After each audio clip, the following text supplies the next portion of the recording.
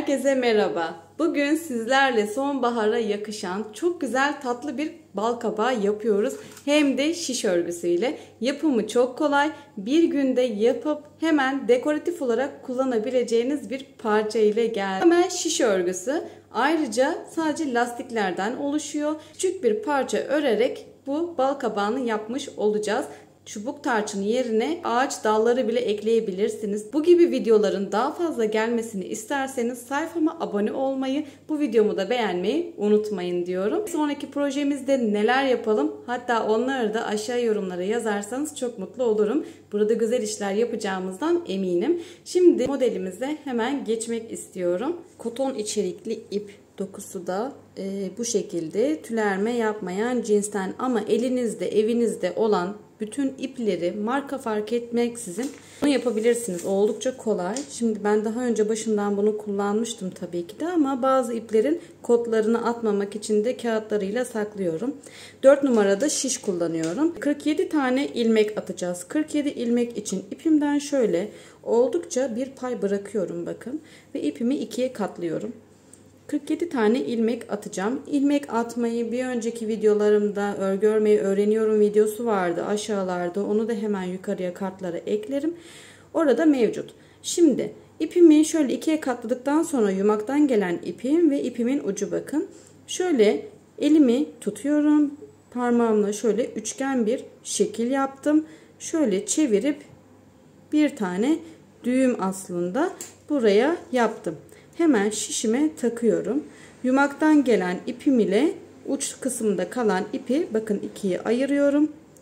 Ve baş parmağım ve işaret parmağıma geçirerek diğer ipi de şöyle avucumun içinde tutarak bir üçgen form haline getiriyorum.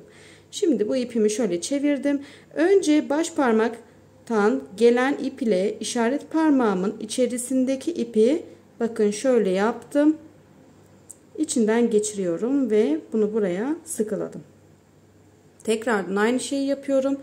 Şöyle baş parmağımdan dışarıdan gelen ip ile işaret parmağımın içindeki ipi şöyle şişime dolandırarak ilmeğimi atıyorum.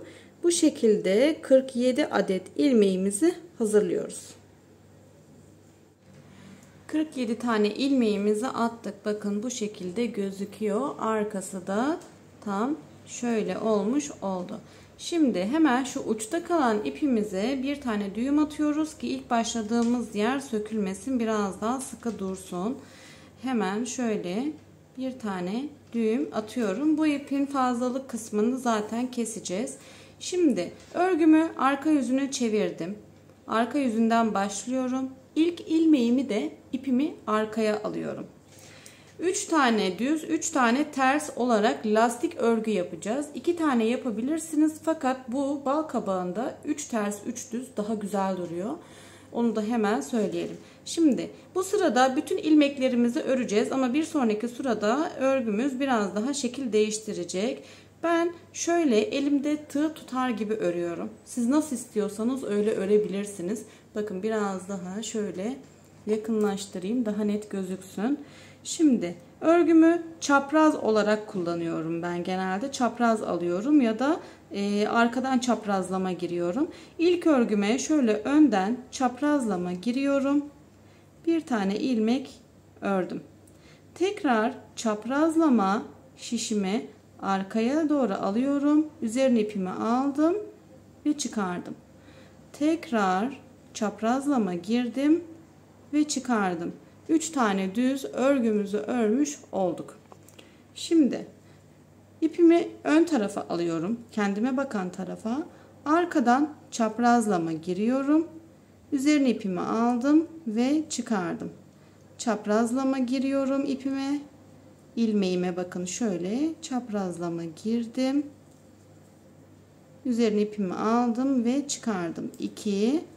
Tekrar çaprazlama olarak örgüme giriyorum ve 3. Tekrar ipimi arka kısma aldım.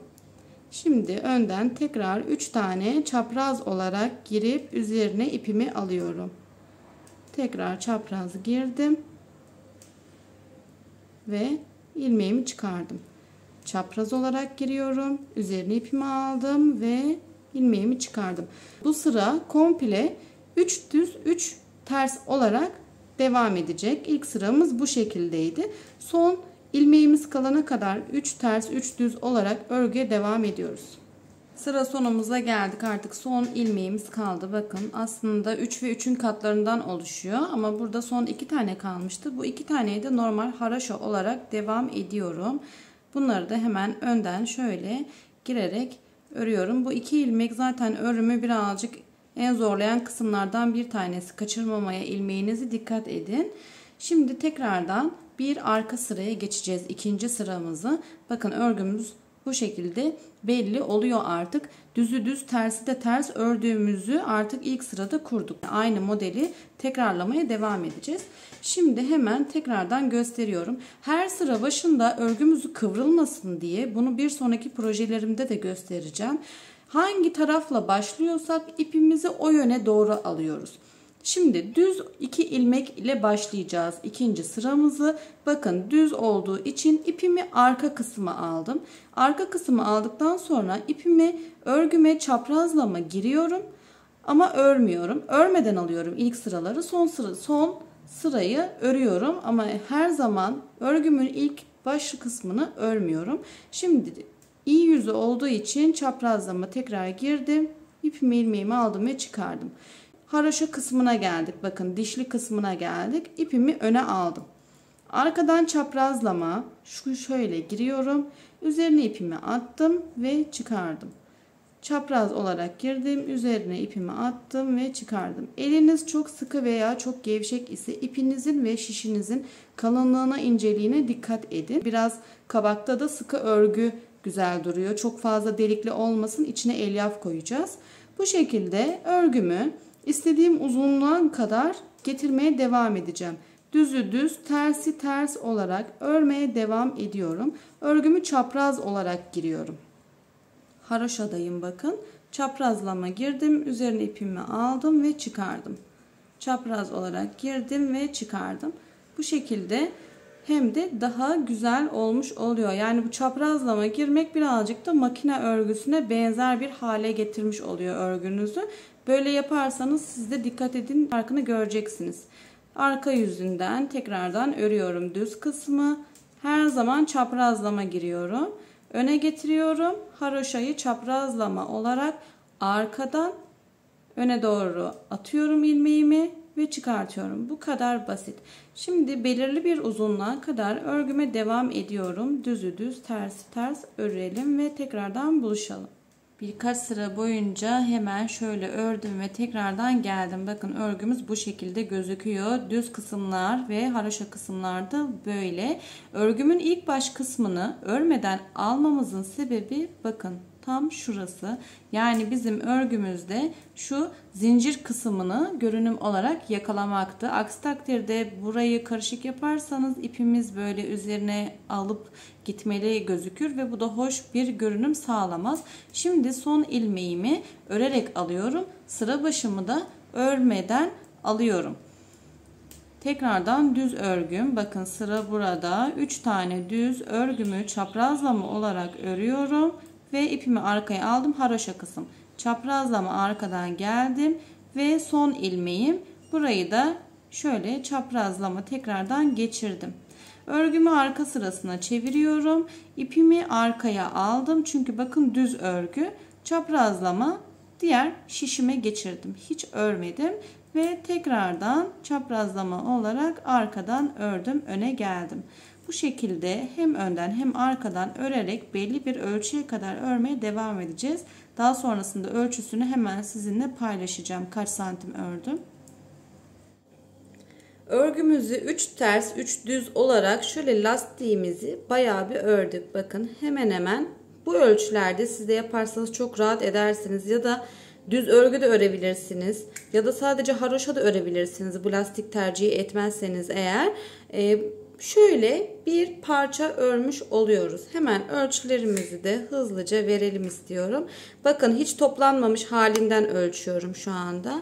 Şöyle biraz düzelttiğimde 22 santime yaklaşmış en genişliği. Tabii biz bunu açtırdık birazcık ama şurayı, şu kısmı tam alt kısmını ölçecek olursak o da hemen hemen 16 santim yapmış oluyor. Boy uzunluğuna tam tamına 11 santim. Şimdi bunu bu sıradan itibaren keseceğiz.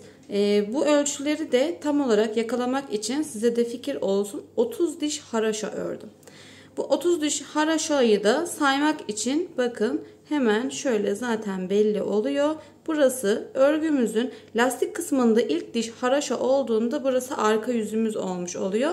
İyi yüzünden baz alarak şöyle her diş haraşoyu teker teker saydığımda 30 sıra olmuş oldu burası ve 11 santime tekabül etti.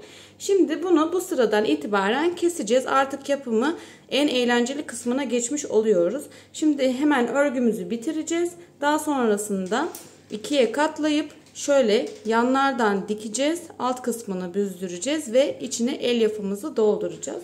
Hemen şimdi kesme işlemine geçelim.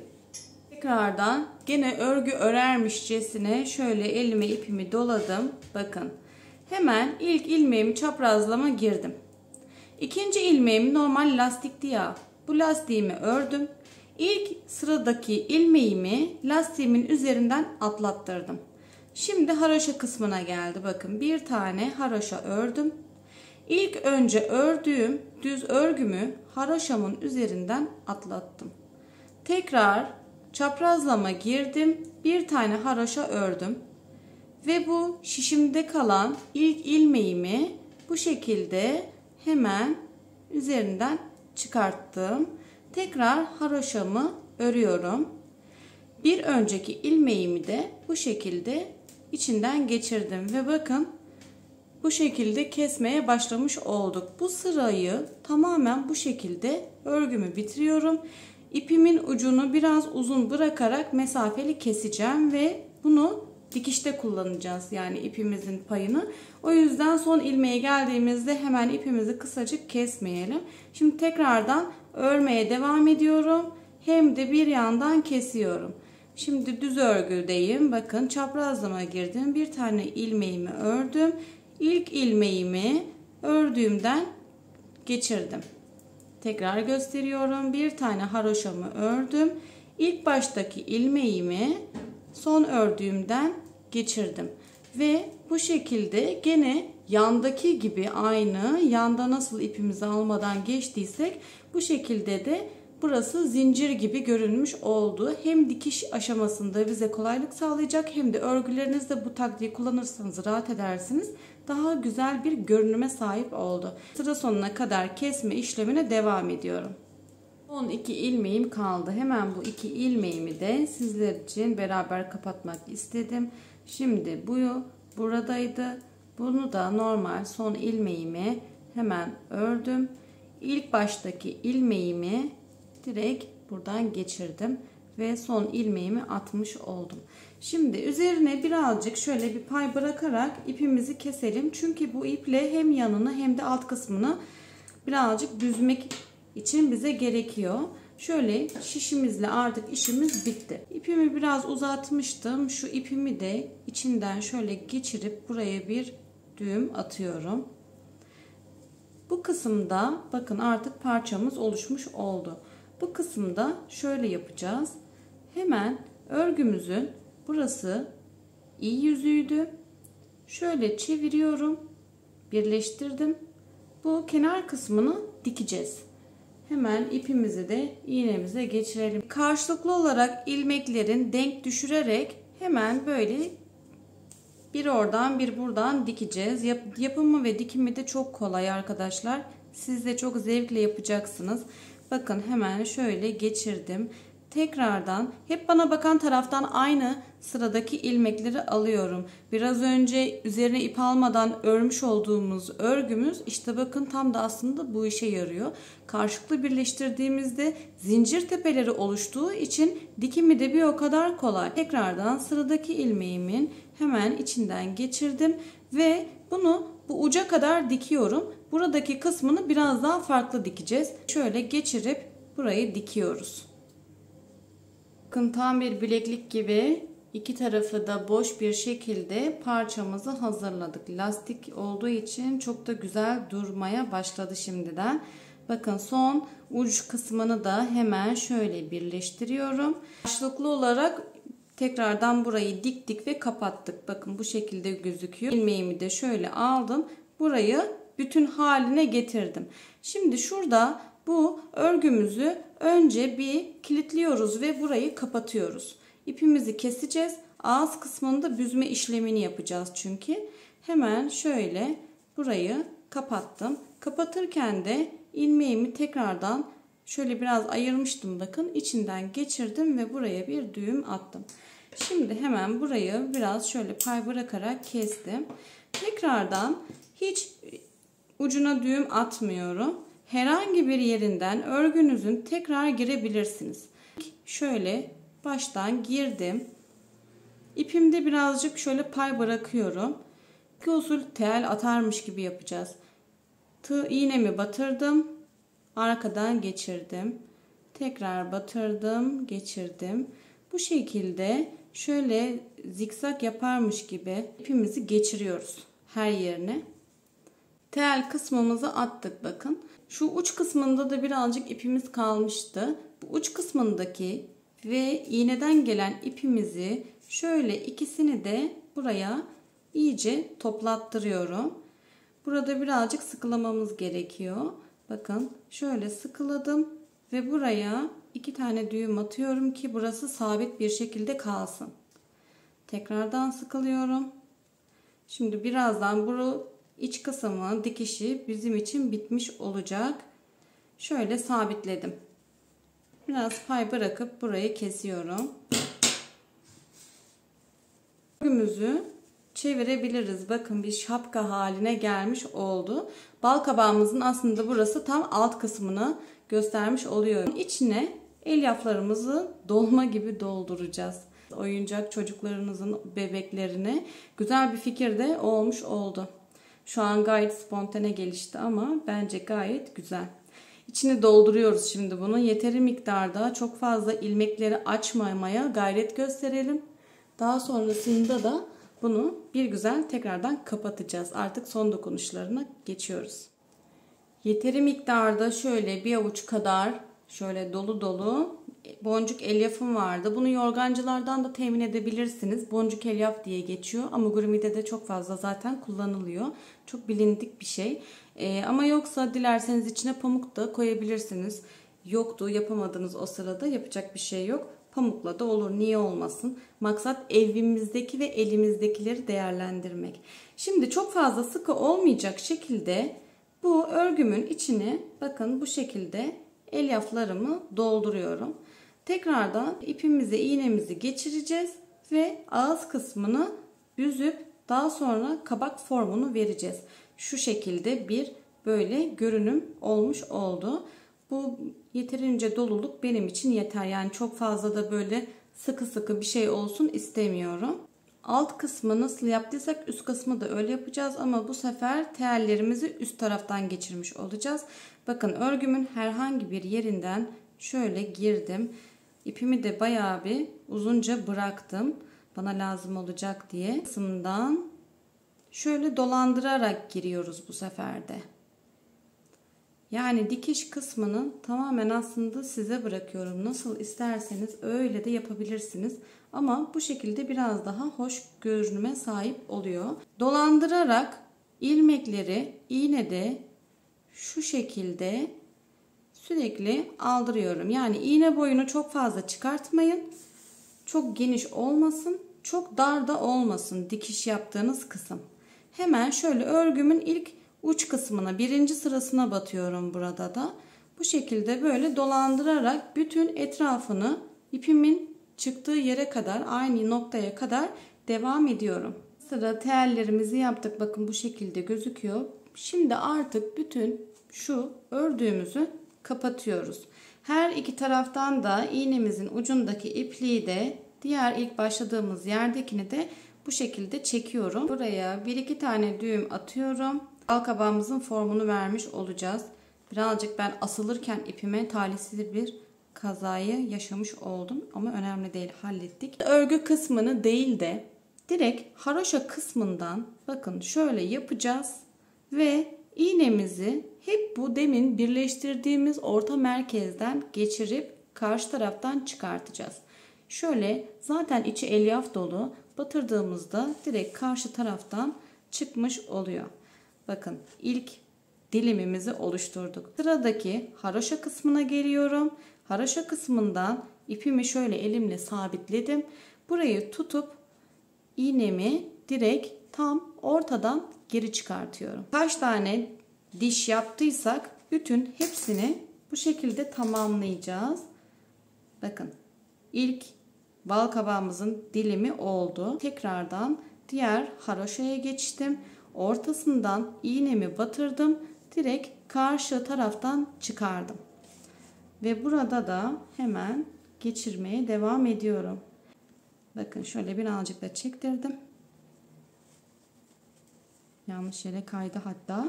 Şöyle sıradaki haroşa boşluğumuzdan bakın elimizle düzelttiğimizde zaten şu görünüm olmuş oluyor. Sonuna kadar tekrar devam ediyoruz.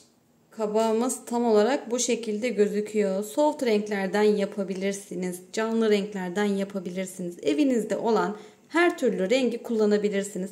Çok da güzel olmuş olacaktır. Şimdiden ellerinize, emeğinize sağlık. Tekrardan şu kısımdan rastgele giriyorum. Hemen şu orta kısımdan çıkıyorum. İğnem de zaten çıkmış oldu. Ve buraya bunu sabitliyorum. 1-2 tane düğüm atacağım. Şöyle. Dökülmesin diye. Şöyle biraz pay bıraktım. Kestim. Ama tığımla da şöyle karşıdan girip şunları içeriye aldırıyorum bakın. Bu şekilde. Biraz saklıyorum yani. Tam şu ortada da birazcık şöyle tığınızla ayrım yapmaya özen gösterin. Çünkü buraya birazdan çubuk tarçın takacağız. Burası kabağımızın alt kısmı. Bu alt kısmına dilerseniz böyle bırakabilirsiniz. Dilerseniz de şöyle bir tane düğmeyi, herhangi bir düğme ona yakışacaktır. Şöyle yapıştırabilirsiniz. Çok amaçlı bir yapıştırıcıyla ben bunu hemen buraya yapıştırmak istiyorum. Buradan aldım. Bakın. Şöyle buraya sürüyorum. Düğmemi de hemen içerisine yapıştırdım. Silikonla da yapıştırabilirsiniz. Gayet de güzel bence oluyor. Şöyle biraz bunu bastırıyorum ki sabitlesin. Bakın alt kısmında da böyle bir görünüm olmuş olacak. Çubuk tarçın illa şart değil. Bunun için de böyle hemen ağaç dallarından ince kendinizin de yontabildiği böyle bir dal parçası bulursanız o bile olur. Bakın hemen tığımla şurayı biraz açtırıyorum. Daha sonrasında da şurada oluşturduğum boşluğun içerisine bu tarçın kabuğumuzu sokacağız. Evet, tarçın kabuğum birazcık büyük geldiği için hemen onu da ortadan ikiye kırdım. Bakın tam şu şekilde gözükmüş oluyor. Şu anda bunu sabitlemedim. Hemen şu hızlı yapıştırıcıyla da bunun dip kısmına birazcık yapıştırmak istiyorum. Aksi takdirde çıkar, hoş durmaz. Sadece sabit dursun ve dekor kısmında bizi çıkarak uğraştırmasın diye şöyle biraz yapıştıracağım. Bakın bunu da buraya sabitlemiş olduk. Şöyle iğnemizle de birazcık düzeltelim kalkan tüylerimizi. Dilerseniz buraya bir parça böyle bir raf ip ya da başka bir şey de bağlayabilirsiniz. Görünüm açısıyla tam olarak bal kabağımız böyle olmuş oldu. Hatta hemen bunu da bir çanağımızın içine koyalım. Hemen şöyle bir çanağımızın içine de bal kabağımızı oturtturuyoruz ve yerini almış oldu. Yapımı bu kadar kolay ve eğlenceliydi. Bir günde bu projeyi defalarca yapabilirsiniz. Örgü örmeyi sevmek için bence çok da güzel bir proje oldu. Hem de tam zamanı. Benim için teşekkür ederim. Sayfama abone olmayı ve bana desteklerinizi esirgememeyi sizden rica ediyorum. Burada güzel işler yapacağımızdan eminim. Bir sonraki projemiz ne olsun? Aşağı yorumlara yazarsanız çok mutlu olurum. Teşekkürler.